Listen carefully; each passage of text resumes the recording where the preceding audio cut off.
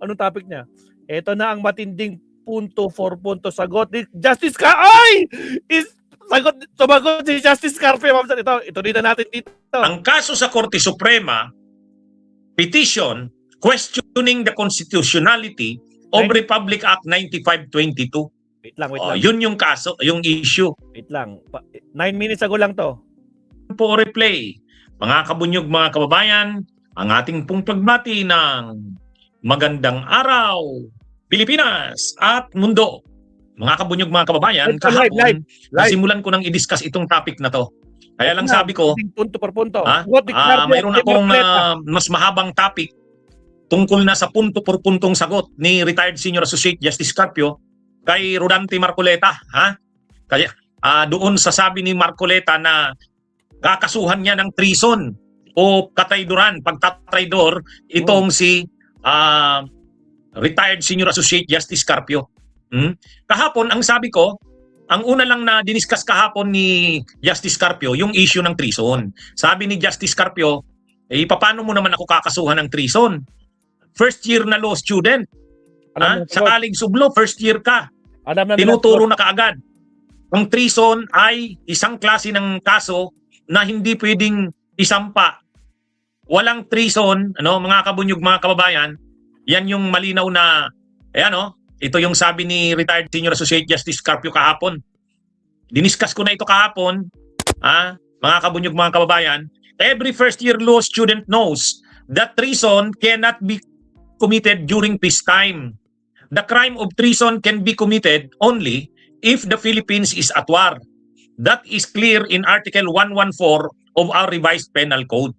Yan. In-interview si retired Senior Associate Justice Carpio, sinagot niya yung issue na yan ni Marcoleta, nakakasuhan niya daw ng treason.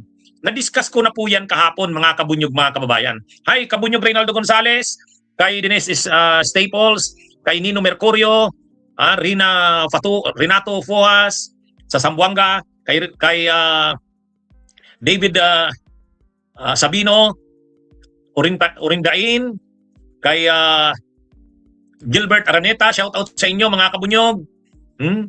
Sa ating mga viewers sa Attorney Ricky Tumutorgo YouTube channel, si Nesi Mendoza, magandang araw kabunyog Nesi Mendoza. Sa ating ding mga viewers sa Attorney Ricky Tumutorgo Facebook page, batiin ko ang mga viewers natin sa Attorney Ricky Tumutorgo Facebook page natin. Ayan, batiin natin sandali lang. Piniplay ko muna. Ayan. Anyway, awan ko bakit hindi nagdi-display dito sa aking itong sa Attorney Ricky Tumutorgo. Anyway, mga kabunyog, mga kababayan, ngayon may mas mahabang sagot. Mas may detalyado, mas may punto por puntong sagot si retired Senior Associate Justice Antonio Carpio dito kay Marcoleta. Babasahin natin yan. Pero ito palang sagot niya kahapon. Diniscuss ko na to kahapon, matindi na eh. Anong ibig sabihin niyan? Mga kabunyog, yung sinasabi na yan ni Carpio na revised penal code, alam nyo kaming mga lawyer, sa first year law namin, may criminal law subject. Ang criminal law subject namin, criminal law 1, first semester yan sa criminal law. Pag first year ka, first semester, criminal law 1. Ang pag-aaralan mo sa criminal law 1, yung mga concept sa crime. Yung mga concept sa crimes. Yung criminal law concepts. Pag second semester mo, first year, pag-aaralan mo na yung mga krimen sa ilalim ng revised penal code. Yan kasing RPC o revised penal code, yan yung kodigo. Ibig sabihin, yung revised penal code, nandyan na yung mga krimen. Lalo na yung mga lumang krimen, mga murder, homicide, rape, nandyan na yan. Ngayon, sa Article 114 ng revised penal code, yan yung crime of treason. Treason. Sa definition, sa definition ng treason, mga kabunyog, mga kababayan, ito ay nakukumit sa panahon ng may giyera ang Pilipinas sa ibang bansa. Tapos kumampi ka sa kalaban na bansa. Yan yung treason. Kaya yun ang sinasabi ni Carpio na hindi naman pwedeng magkaroon ng treason pag walang war. Peacetime tayo ngayon. Kahit pa mayroon tayong tension sa China, hindi naman pwedeng kasuhan ka ng treason. Kaya nga di ba sila Marcoleta, sila Cayetano, sila Padilla, kahit ganyan, hindi mo makasuhan ng treason. Kasi nga, ang treason ay pwede lamang ikaso sa panahong mayroon tayong war. Mayroon tayong war. Pero wala naman tayong war eh. Ha? So, yan yung sinasabi ni Carpio. Oh. Ngayon, mga kabunyog, kaya yan yung sinasabi ni Carpio na pang first year naman yan na concept. Ha? Every first year law student knows that treason cannot be committed during peacetime. Oh, anyway, na-discuss ko na yan kahapon. Ha? Na-discuss ko na yan. Ngayon, mayroon pang mas mahabang sagot si Carpio. O ito, basahin ko ha. Basahin ko itong mas mahabang sagot ni Carpio. Mas matindi to. Dito sa sagot na ito ni Carpio, lalong ito yung pamatay na sagot ni Carpio. Mga kabunyog, mga kababayan. Talagang matindi to. Ha? Babasahin ko mamaya. Ha? O yan. Ito yung matinding sagot ni Carpio. Ito talaga. Punto por punto na dito, sinagot na ni Carpio. Ito, basahin ko ha, mga kabunyog, mga kababayan. Ito. Ha? Basahin natin. Ang sabi kasi ni Marcoleta, ito yung sabi mga kabunyog ni Marcoleta, I will charge you with treason because of your decision in Magallona versus Ermita that shrunk our territorial sea. O ngayon mga kabunyog, ano ba yung sinasabing Magallona versus Ermita? Kung lagi kayong nakikinig sa talakayan ko, hindi pa man yan binabanggit ni Marcoleta laban kay Carpio, nasabi ko na yan. Sabi ko, alam nyo, magaling itong si Carpio. Kasi mayroon akong binibigay sa mga estudyante ko sa Constitutional Law 1. Mayroon akong binibigay na kaso. Ang pangalan ng kaso ay Magallona versus Ermita. Sino ba kasi yan si Magallona? Sino si Ermita? Si Ermita dyan, yan yung executive secretary. Executive secretary yan. Panahon ni Gloria, yan yung executive secretary, si Ermita. Mga kabunyog, mga kababayan. Ngayon, ano ang kaso dyan? Ang nagsampa ng kaso sa Supreme Court ay yung grupo nila, Professor Merlin Magallona. Si Professor Merlin Magallona ay professor sa UP. Professor sa UP. So nag-file sila ng kaso sa Korte Suprema. Ano ang kaso nila? Ang kaso sa Korte Suprema, petition questioning the constitutionality of Republic Act 9522. Yun yung kaso, yung issue. Constitutional ba ang Republic Act 9522? Yan yung pinaka-issue. Bakit? Kasi mga kabunyog, yung yumaong si Miriam Defensor Santiago, nagpasa siya ng isang batas. Siya ang main author. Republic Act 9522. Bago yan naging Republic Act, syempre pag Republic Act na, batas na. Bago naging batas, itong si Miriam Defensor Santiago, nag-sponsor ng panukalang batas. Siya ang author. Senador siya, senador. Ano ang laman ng panukalang batas? Binago yung pagguhit ng ating archipelagic baseline. Yung ating archipelagic baseline, binago. Mga kabunyog, nabago yung drawing ng archipelagic baseline natin. Nung naging pagbabago, yung dati kasing pag-drawing ng archipelagic baseline, rectangular. Ito yung Pilipinas, tapos yung territorial sea natin, rectangular. Ibig sabihin, kung rectangular yan, malaki nga ang ating territorial sea. Problema, yung ganong pag-drawing ng ating archipelagic baseline, hindi yan sang-ayon sa nakalagay sa UNCLOS, yung United Nations Convention on the Law of the Sea. Ang UNCLOS kasi 1982. Ngayon, ang Pilipinas, sumali dyan sa UNCLOS na yan at nag-ratify tayo niyan 1984. So, ang gusto nila dating senador Miriam Defensor Santiago, ayusin na natin ang drawing ng ating archipelagic baseline, sundin na natin kung ano ang nakalagay sa UNCLOS. Kasi yung lumang pag-drawing ng ating territorial sea, based doon sa lumang sistema, rectangular. Hindi pwedeng rectangular ayon sa UNCLOS. Ang nakalagay sa UNCLOS dapat kung ano yung curve, yung forma ng ating, di ba ganyan yung Pilipinas, susunod dapat dyan ang ating archipelagic baseline. So ngayon, ang ginawa ng Republic Act 9522, gumawa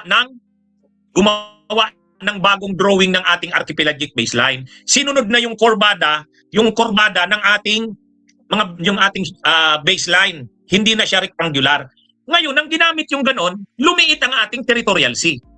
Lumiit ang territorial sea natin. Yan yung sinasabi ni Marcoleta na treason. Bakit sinurrender natin ang territorial sea? Lumiit siya. O ngayon, ang punto dito, una, sino ba ang sumulat ng batas? Hindi naman si Carpio. Supreme Court siya eh.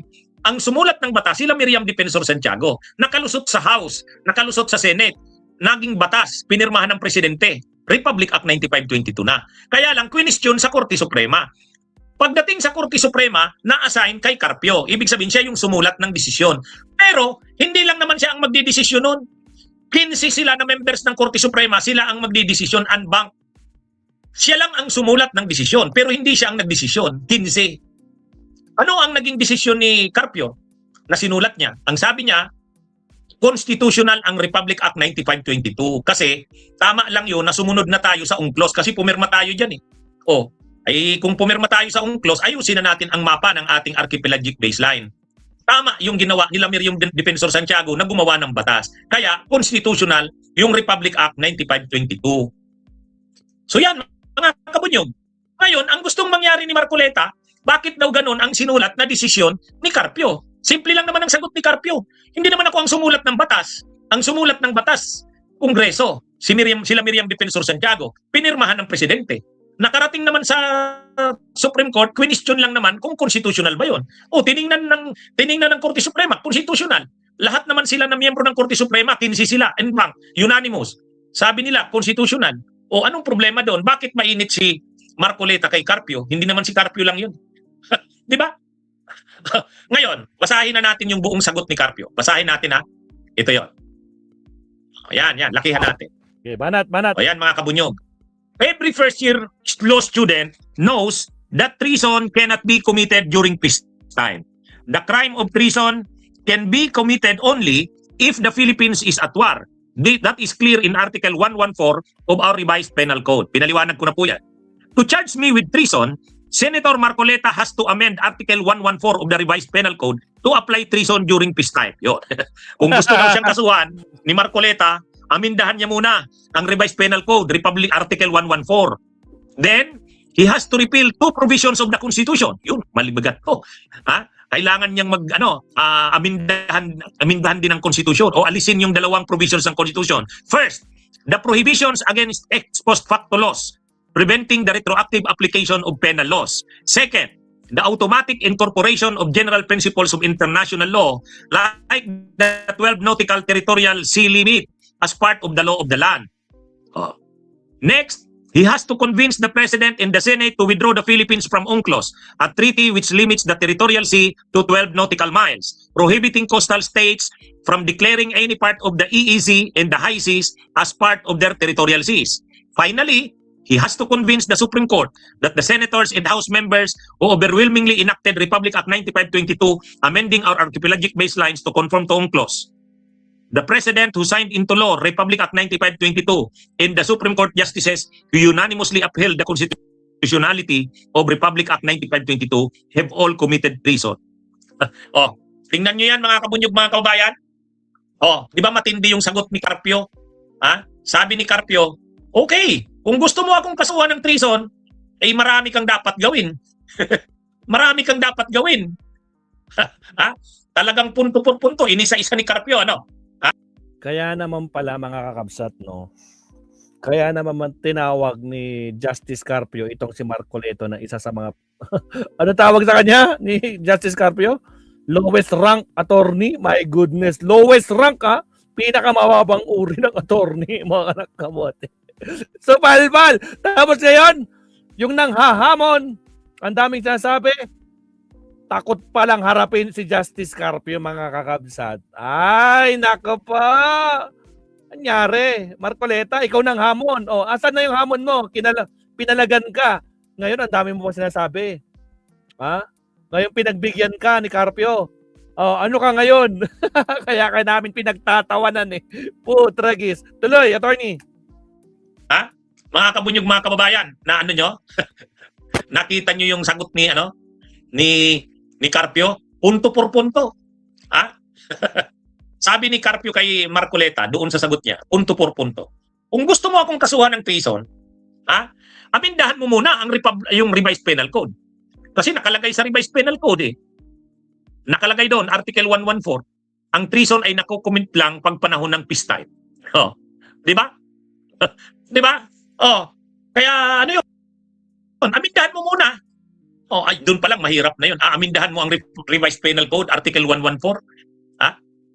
Pangalawa, sabi ni Carpio, may nakalagay sa Constitution 2 provisions. Ang unang provision, Ex post facto law, bawal sa atin. Ibig sabihin kasi, magpapasa ka ng batas na aamindahan ang meaning ng treason para lang makasuhan si Carpio. Ay hindi pwede yun. Imaginein mo yan. Aamindahan mo yung batas, tapos yung kailan nangyari yan, kailan ginawa yan, matagal na yung ginawa nila Carpio yung desisyon na yan. So ibig sabihin, pag gumawa ka ngayon ng batas, binago mo yung meaning ng treason, prospective ang application yan. Yung mga nakaraang nagawa na tungkol dyan, na wala pa namang na ang definition ng treason ay hindi pa ganyan, hindi yan mag-a-apply.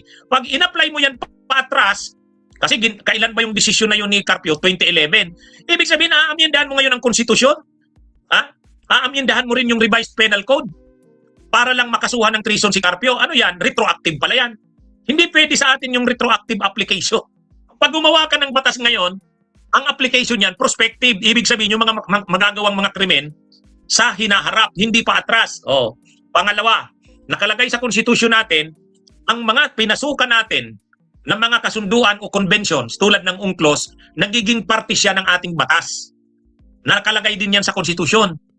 Mga treaties natin, nagiging they form part of the law of the land. Ang tawag doon, Doctrine of Incorporation. Ewan ko kung alam din ni Marcoleta yan. Pang first year din yan. Ibig sabihin, pumasok tayo sa UNCLOS, yung mga provisions ng UNCLOS, kailangang ilagay na natin yan bilang batas na rin natin. Yan yung treaties na mga pinasukan natin, conventions na pinasukan natin, they form part of the law of the land. Ibig sabihin, ang nakalagay sa UNCLOS? Nakalagay sa UNCLOS, ang ating territorial sea ay 12 nautical miles lang. Hindi pwedeng lumampas. Yung dati nating pag-drawing na rectangular, yung sinasabi ni Marcoleta na yung dapat ang gamitin, bawal na yun sa UNCLOS eh. Ang nakalagay sa UNCLOS, mula sa ating baseline, kinakailangan 12 nautical miles. Yan yung territorial sea. Yung territorial sea yung lumang ginagamit, bago yung UNCLOS, rectangular yun. Hindi pwede yun kasi hindi nasang-ayon sa UNCLOS yun. So actually, ang ginawa lang naman ng Kongreso, sa pangunguna ni Senadora Miriam Defensor Santiago, yung drawing ng ating archipelagic baseline, ginawa ng compliant o nakasunod na sa UNCLOS, which is, ang territorial sea ay 12 nautical miles. Hindi pwedeng lumampas. Yung dati nating ginagamit, na yun yung sinasabi ni Marcoleta, malaki ang territorial sea doon. Pero bawal yun sa UNCLOS kasi sa UNCLOS nga, 12 nautical miles lang. Yan yung maximum. Yan yung Ngayon, sabi ni Carpio kay Marcoleta, kung gusto mo, din kasuhan mo rin ng treason yung mga senador at kongresista na naglusot nun. Pangalawa, kasuhan mo rin ng treason yung presidenteng pumirma doon. Pangatlo, kasuhan mo ng treason yung mga kasamahan kong members ng Supreme Court, unanimous, 15 sila. So yun ang mga dapat kasuhan. Bakit siya lang ang kakasuhan? Kung mga kabunyog, nakukuha nyo yung ang daming, hindi naman si Carpio ang gumawa ng batas na yun. Kahit yung desisyon na yun, hindi naman siya lang. 15 yung members ng Korte Supremang nag-decide nun. Siya lang yung sumulat ng desisyon. Parang inassign sa kanya yung pagsulat ng desisyon. Pero may desisyon na yun. Nag-decide na ang Korte Suprema na tama yung batas na yun. Constitutional. Anyway, dahil noon, nang lumaban tayo sa Permanent Court of Arbitration, ginamit yung Republic Act 9522. Pinakita natin sa Permanent Court of Arbitration na ang Pilipinas ay sumusunod sa UNCLOS. Samantalang ang China ay hindi. Yan yung issue diyan, mga kabunyog, mga kababayan. Kaya dito, punto por punto yung sagot ni Marcoleta, inisa-isa ay ni Carpio. Di ba matindi yung pagkakasagot na ganun? Mga kabunyog, mga kababayan? Kaya ito, mga kabunyog, mga kababayan, itong naging sagot na ito ni Carpio, wala na. Doon pa nga lang sa argumento ni Carpio na diniscuss ko kahapon, ano yung argumento ni Carpio? Pang first year law student naman yan, hindi mo ako pwedeng kasuhan ng treason. Kasi ang treason nakukumit sa panahon na may gera. Sa peacetime, hindi. Doon pa lang, durug na eh. Ngayon, mayroon pang mas detalyadong paliwanag si Carpio. Di ba? Kaya ewan ko kung paano sasagutin ni Marcoleta. Mga kabunyog, tapos ngayon, ang sabi ni Marcoleta, napanood ko yung interview sa kanya sa GMA, ang sabi ni Marcoleta, yung treason naman daw na ginamit niya, hindi naman daw yan yung treason sa revised penal code. Mayroon pa bang ibang treason? Gusto mong kasuhan si Carpio ng treason, di siyempre gagamitin mo revised penal code. Saan mo pa ba makikita ang treason? Kakasuhan mo siya ng treason hahanapin mo anong batas ang treason, ay ano yon, revised penal code yan. Kaya, paano? Ewan ko, hindi ko maintindihan to si Marcoleta. Ang sabi ni Marcoleta, ang treason daw na yon, ikakaso niya kay Marcoleta, kay Carpio, hindi naman daw yan yung treason sa revised penal code. Ito bang treason? Mayroon pa ba tayong ibang batas tungkol sa treason? Wala naman ah. Wala naman. Kung treason ay nasa revised penal code, Article 114. Wala nang ibang treason.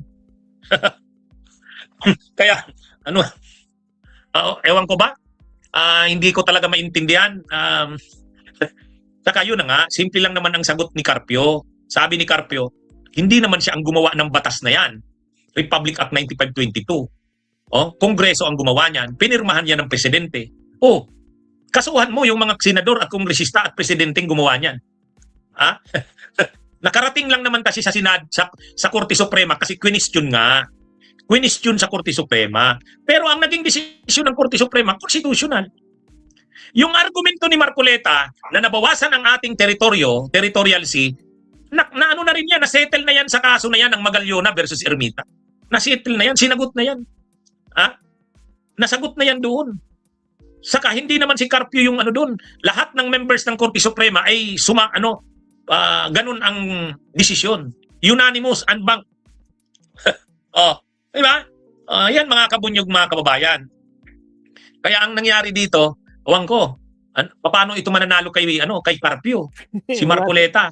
Kakain talaga ito ng alikabok. Kaya mabuti nang hindi matuloy ang debate. Ay, attorney, mabuti nang hindi matuloy ang debate. Mukha nga, kaya palusot ng palusot si Marcoleta ngayon kasi alam niyang tatalunin siya sa debate, kakain talaga siya ng alikabok. Ano bang sabi ni Marcoleta ngayon? Ang sabi ni Marcoleta, hindi daw siya makikidebate kay Carpio kung may limit ang pag-uusapan. Dapat na walang limit ang pag-uusapan. Walang limitation. Siyempre, sabi naman kasi ni Carpio, okay, laban ako sa debate, pero ito yung gawin natin.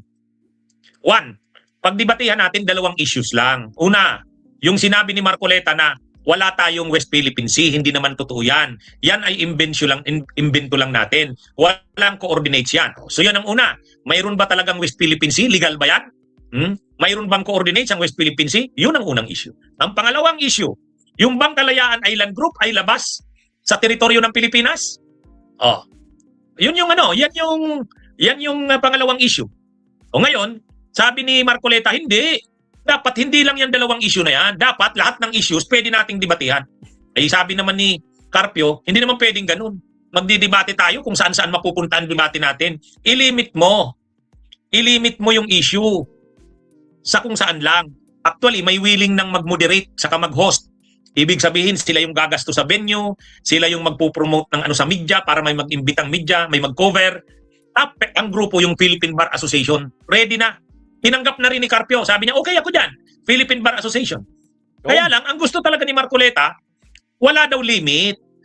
Ay, hindi naman pwede yung debating walang limit. Klase yan na debate pag walang limit. Siyempre, may mga issues na kailangan dun iikot yung debate. Tama si Jan Season. Kwentuhang lasinggo lang. Yun na nga ang problema eh. Si Carpio, professional yan. Gusto niya kung magdidebate, may papupuntahan yung debate. Parang informative. Si Marcoleta naman kasi ang gusto niya, huwag daw. Kung ano-anong issue, pwede na daw yun para mas magaling daw ang debate.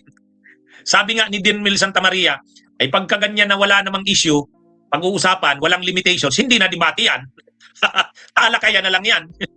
Tama naman, ang gusto daw yata ni Marcoleta, sabi ni dating FAU din Santa Maria, si Mel Santa Maria. Ang gusto yata ni Marcoleta, discussions, talakayan, hindi naman debate. Kasi pag debate, mayroong direksyon. Mayroong limit. Saan ba ano ba yung proposition? Resolve that. Ganun yan. Awang ko. Kaya ang hirap dito. Kaya makikita nyo ako mga kabunyog. Napansin ko na yan kay Marcoleta nung nandun kami sa kamera, di ba? Yung pinatawag ako sa kamera, tapos tinatanong niya ako. Bawat sagot ko, binabara niya. Hindi ka naman kung saan-saan napupunta yung usapan. Wala, talagang walang direksyon. Hindi na lang ako sumagot. Tumigil na lang. Kasi bawat sagot mo, babarahin ka. Bawat sagot mo, ganito, ganyan. Kung saan-saan napupunta. Sabi ko, wala ito. Nakita nyo yun? Walang say-say makisagutan dito. Pag sumagot ka dito, walang direksyon eh. Yun ang mahirap. Nakita ko na yan.